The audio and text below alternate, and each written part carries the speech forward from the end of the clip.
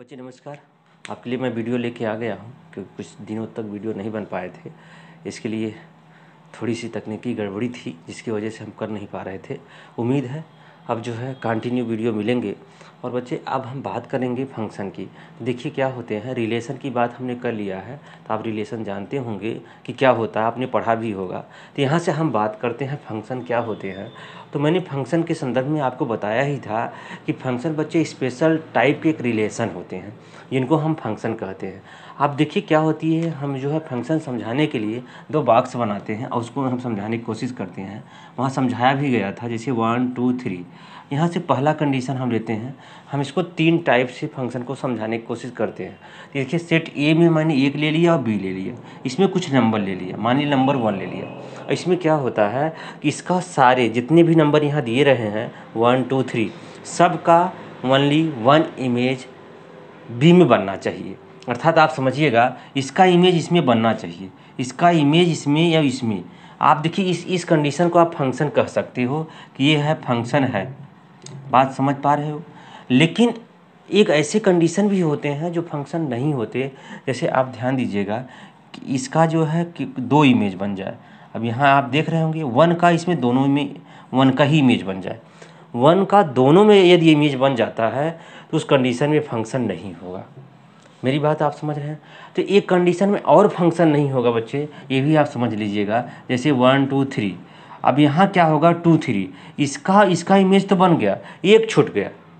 अगर आप यहाँ देख रहे होंगे इसमें अगर एक छूट जा रहा है फिर भी आप देख पा रहे होंगे फंक्शन नहीं होगा। तो आप समझिए तीनों कंडीशन को बहुत आसानी से ये बात आपको समझ में भी आ जाएगी। अगर 1 2 3 है सॉरी, अगर तीनों का इमेज इसमें बन रहा है, ये यूनिक इमेज इसमें बनना चाहिए। 1 का एक इमेज बना, 2 का भी एक इमेज बना, 3 का भी एक इमेज बना, तो इस कंडीशन में ये फंक्शन कहे जाएंगे, ये फंक्शन हैं। लेकिन इस कंडीशन में फंक्शन नहीं होंगे कि ओनली 1 का 2 इमेज बन जाए। अब यहाँ बच्चे बात समझ में आती है कि इसको हम डोमेन कहते हैं। इसको क्या कहते हैं? इसको डोमेन कहेंगे। अब इसको क्या कहेंगे? इसको हम रेंज कहते हैं। बात ये समझिएगा, रेंज होता है। अब रेंज कुछ कंडीशन पे रेंज होंगे, जो फंक्शन में जो जिनकी हिस्सेदारी बनेगी वही रेंज होते हैं। मेरी बात आप समझ रहे हैं। और तो कोडोमेन भी होते हैं, उसको भी हम समझेंगे। तो इसमें ज़्यादा करके फंक्शन में आपको 2 चीज़ें पूछा करता है कि डोमेन बताइए और रेंज बताइए। आइए इस सवाल को देखते हैं और समझने की कोशिश करते हैं कि पहले क्वेश्चन में क्या देखा है। आप अपने जो है मोबाइल के या लैपटॉप की स्क्रीन पे नीचे देखिएगा और क्वेश्चन आपको दिख जाएगा। यहाँ मैं लिखा भी हूँ, तो इस क्वेश्चन को आराम से पढ़िए और समझने की कोशिश करिए इसमें पूछा क्या है। तो बच्चे आप देख रहे होंगे, करा which of the following relation are function. इसमें नीचे रिलेशन कुछ दे रखे हैं और वो चेक कर रहा है, कह रहा है कि फंक्शन है और रीजन भी आपको देना है। और कह रहा है if it is a function determine its domain और रेंज। तो आपको जो है उसके दौरान डोमेन और रेंज भी बता देना है। तो बच्चे आप समझिएगा, यहाँ देखिए ये यक्स को बिलोंग करता है। ये जो पहले नंबर हैं वो यक्स को बताते हैं, ये और सेकेंड वाला नंबर जो है क्या करता है, वाई को बताता है। तो यहाँ से आप देखेंगे इस प्रकार का अगर बॉक्स बनाना चाहोगे तो आप बॉक्स भी बना के आराम से समझ सकते हो। जैसे हमने क्या किया, सबसे पहले वाले में हम क्या रखते हैं, डोमेन के पार्ट को रखते हैं, अर्थात एक्स को रखते हैं। तो यहाँ देखिए यक्स और वाई है, आप देख रहे होंगे यक्स और वाई है, समझ रहे हो ना। ये सब जो है यक्स और वाई है। तो इसमें जो है यक्स वाला जो पार्ट है ये सब यक्स वाले पार्ट हैं, समझ पा रहे हो ना। ये सब इनको आप रख लीजिए, मतलब यहाँ 1 रखेंगे, इसके बाद यहाँ 5 है 5 रखेंगे, ये सब डोमेन वाले हैं। ये है 8 है 8 रख दीजिएगा। यहाँ क्या है 11 है, इसको भी रख दीजिएगा। ये 14 है बच्चे, इसको रख देंगे। और यहाँ 17 है। उसके बाद जो नेक्स्ट पार्ट है ये देखिए रेंज वाला पार्ट है, वाई है। यहाँ से आप देखिए क्या दे रखा है सेकेंड में, इसको आप देखो रेज कर लीजिए, हो सकता है आपको कोई कन्फ्यूजन हो। तो इसमें क्या रखा है, पहले में 1 और 2। पहला क्वेश्चन आप अपने बुक से देख लीजिएगा, कहीं रॉन्ग तो नहीं है। 2 1 है, ये क्या है 2 और 1 है। अच्छा यही है ना बुक में, 2 और 1 5 1, यहाँ आपको 2 रखना होगा, सॉरी। ये देखिए क्वेश्चन में 2 1 5 1 8 1, इस प्रकार से 11 1 14 1 और 17 1 इस प्रकार से दे रखा है। तो यहाँ देखिए क्या कर रहा है, 1 ही दे रखा है इसमें केवल। अगर इसको ये रख रहे हैं, बी रख रहे हैं, तो इसमें एक ही नंबर रखा है 1। लेकिन इसमें देखिएगा जो इस साइड होते हैं इनको हम डोमेन कहते हैं, और जो रिलेशन से बन के यहाँ तैयार होते हैं उसको हम रेंज कहते हैं। सॉरी, इसे मिला लीजिएगा। ये देखिए, ये भी एक रिलेशन बन गया, इसका भी एक रिलेशन बन जा रहा है, बन रहा है कि नहीं बन रहा है? सबका इसके साथ एक रिलेशन बन रहा है। तो क्या ये फंक्शन है? हाँ जी, ये फंक्शन है। मैंने आपको बताया था इन सभी का इमेज बी में बन रहे हैं। स्पेशल टाइप के इमेज हैं कि जो 2 का एक यूनिक इमेज बन रहा है जो कि 1 है। ये 5 का एक यूनिक इमेज बन रहा है जो कि 1 है। 8 का भी बच्चों एक इमेज बन रहा है जो कि 1 है। आपके मन में एक डाउट ना हो कि सभी का इमेज 1 बन जा रहा है, इसका मतलब फंक्शन नहीं तो नहीं है, ऐसा नहीं है। अगर 1 का इमेज, अगर ये 1 इस साइड होता और ये इस साइड होता तो आप यहाँ समस्या हो जाती, उसको हम फंक्शन ना कह पाते। लेकिन इन सभी का एक इमेज बन रहा है। आप यहाँ नहीं कह सकते कि किसी डोमेन के किसी भी नंबर में किसी एक का 2 इमेज बन रहा है। 2 बनेगा ही नहीं, क्योंकि एक है, कोई एक ही नंबर है तो 2 इमेज बनने का कोई सवाल ही नहीं है। तो ये पूछ रखा था कि क्या जो फंक्शन है, तो आप कहेंगे पहले क्वेश्चन के लिए ये फंक्शन होगा और है। आइए हम इसका सेकंड क्वेश्चन लेते हैं और समझने की कोशिश करते हैं कि उसमें क्या दे रखा है। सेकंड वाले क्वेश्चन में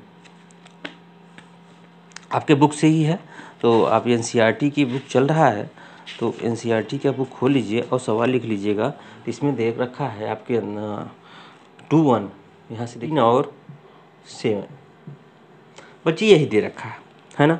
अब इसमें आपसे पूछ रहा है कि बस क्वेश्चन सेम है कि आप यहाँ भी चेक कर सकते हैं। दूसरा क्वेश्चन इसका है, तब यहाँ जब चेक करेंगे तो आप पहले इसी प्रकार से बॉक्स बना के चेक कर लीजिएगा। सबसे पहले जो है x वाले को लिखते हैं। तो अगर इसमें आपको डोमेन और रेंज बात किया जाए, ये सारे नंबर पहले वाले क्वेश्चन में, ये भी बच्चे ये भी ध्यान देना होगा कि इसमें डोमेन और रेंज आपको लिखना होगा। अगर यहाँ डोमेन की बात करेंगे तो आप यहाँ क्या लिखोगे?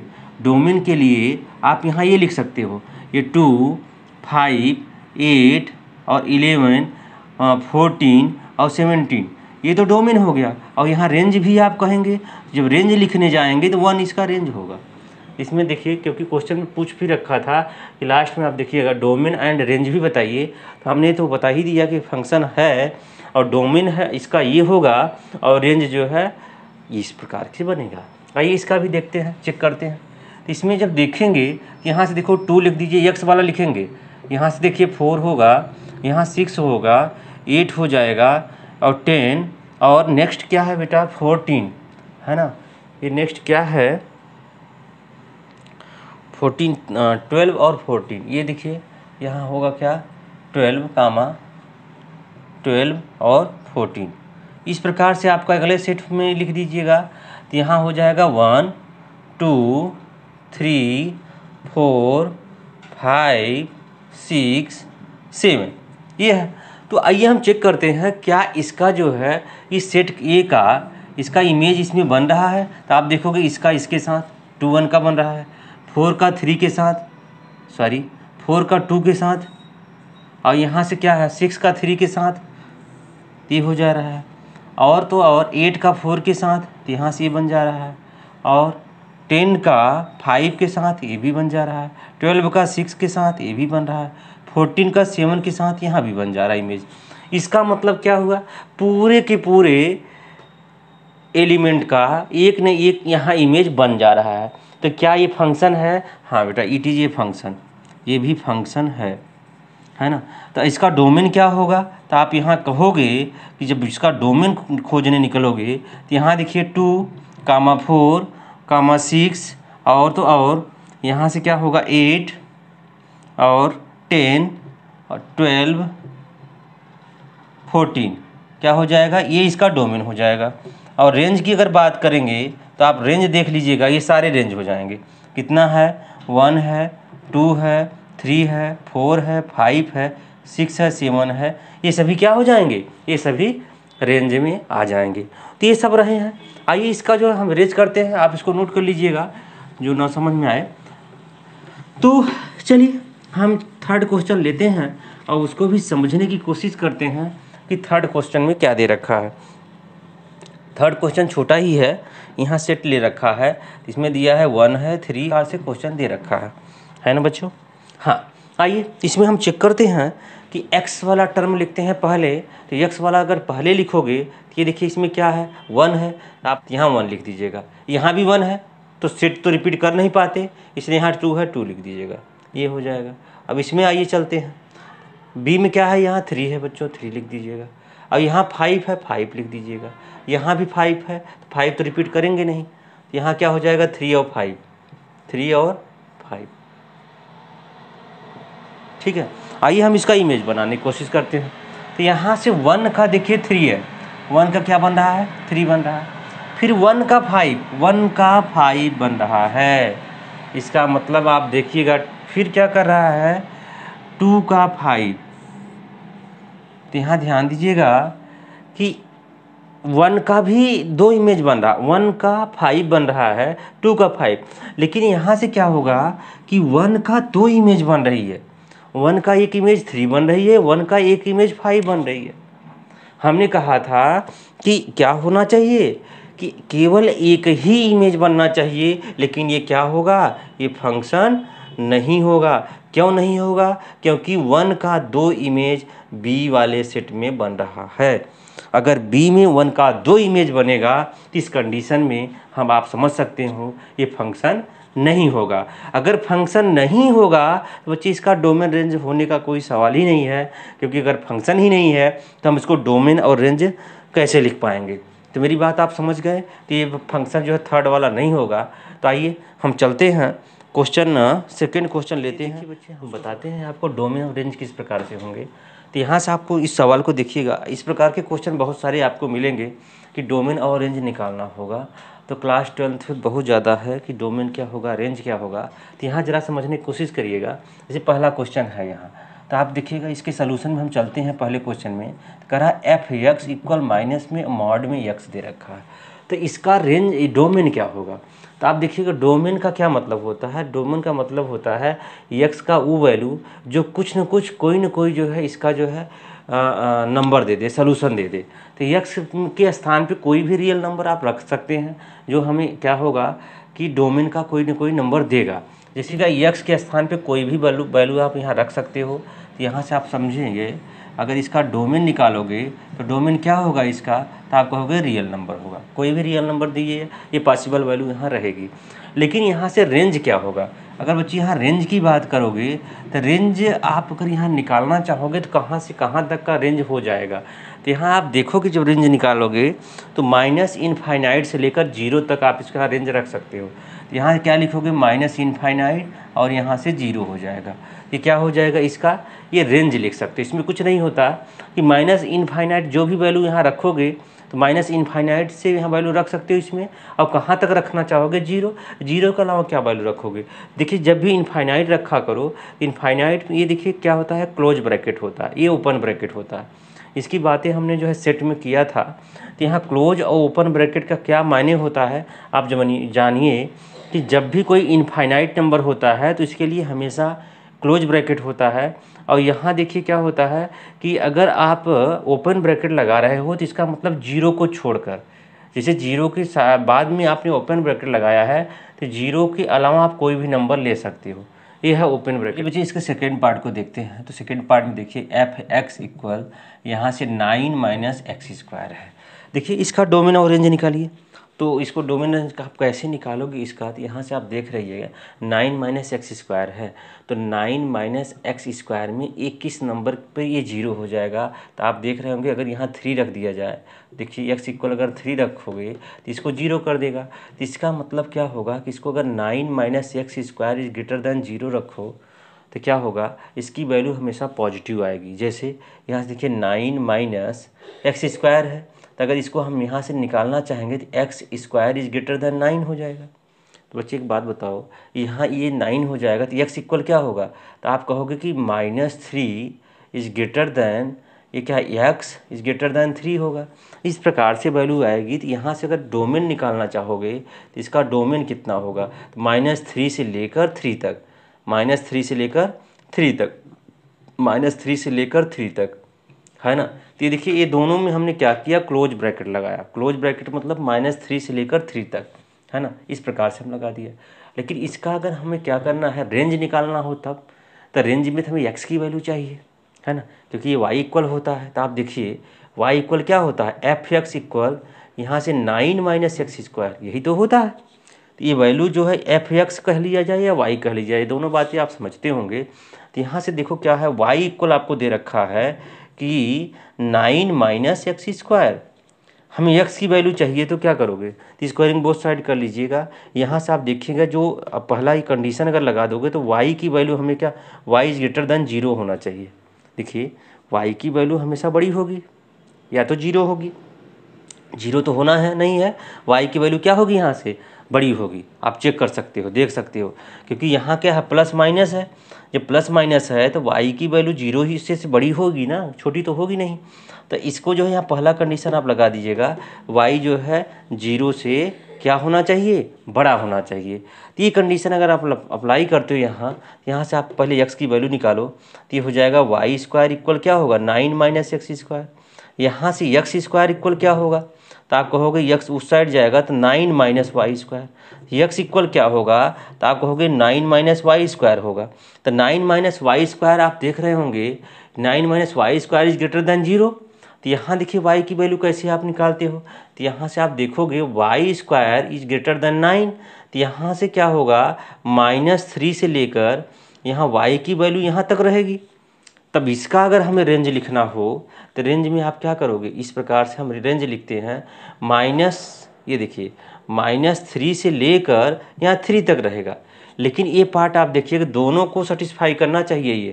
तो यहाँ क्या होगा कि 0 से बड़ी होनी चाहिए, ये इक्वल चलेगा। तो यहाँ से देखिए -3 है तो आप इसको 0 और यहाँ से क्या कर दो 3 कर दो, तो ये आपका रेंज हो जाएगा, ये आपका डोमेन हो जाएगा। मेरी बात आप समझ रहे होंगे, आसान है, थोड़ी सी कोशिश करने पे इस प्रकार के क्वेश्चन समझ में आ जाते हैं।